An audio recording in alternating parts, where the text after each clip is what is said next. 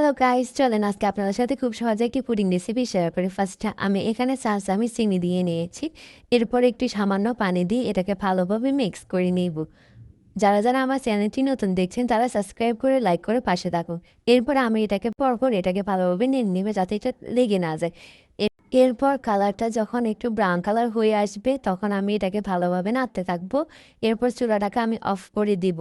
চুলার তাপে এটার সুন্দর একটা কালার আসবে। যদি না অফ করা হয় চুলাটা, তাহলে কালারটা নষ্ট হয়ে যাবে। চুলাটাকে অফ করার পর ঘন ঘন নাড়তে হবে। এরপরেই কালারটা আসবে। এটাকে আমি এখন ঠান্ডা হওয়ার জন্য রেখে দিব।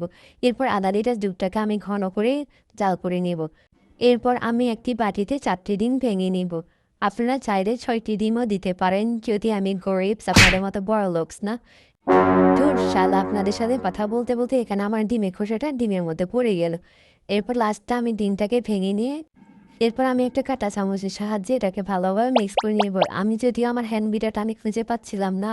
আপনাদের বাসায় যদি হ্যান্ড বিটার থাকে ওটা দিয়ে আপনারা করে নেবেন সুন্দর করে, আর না থাকলে কাঁটা চামচ দিয়ে করে নেবেন আমার মতো। এরপর এখানে আমি একটু সামান্য ভ্যানিলা এসেন্স দিয়ে এটাকে ভালোভাবে আবারও মিক্স করে নেব। ভালোভাবে মিক্স করে নেবেন যা ভ্যানিলাটা দেওয়ার কারণ যাতে ডিমের গন্ধটা না থাকে। এরপর এখানে আমি 3 চামচ চিনি দিয়ে নিব। চিনি দিয়ে নেওয়ার পরে এটাকে আবারও ভালোভাবে মিক্স করে নিব যাতে চিনিটা দানা দানা হয়ে না থাকে। চিনিটাকে ভালোভাবে মিক্স করে নেওয়ার পরে এখানে আমি এরপরে একটা বাটিতে গরম দুধটাকে ভালোভাবে নিয়ে ঠান্ডা করে নিয়েছিলাম এর আগে। এরপরে ওই মিক্স করা ডিমের ইয়াটাকে দুধের সাথে মিক্স করে দেব।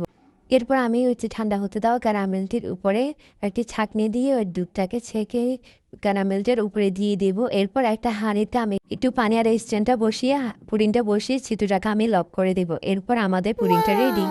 পুডিংটাকে আপনারা ভালোভাবে ঠান্ডা করে এরপর ঢেলে নেবেন। এরপরে না হয় আপনারা গরম গরম ঢালতে গেলে এটাকে ভেঙে যাবে। এরপর আপনারা ঠান্ডা ঠান্ডা এটাকে সার্ভ করতে পারেন। এই রেসিপিটা কেমন হয়েছে কমেন্ট করে জানাবেন।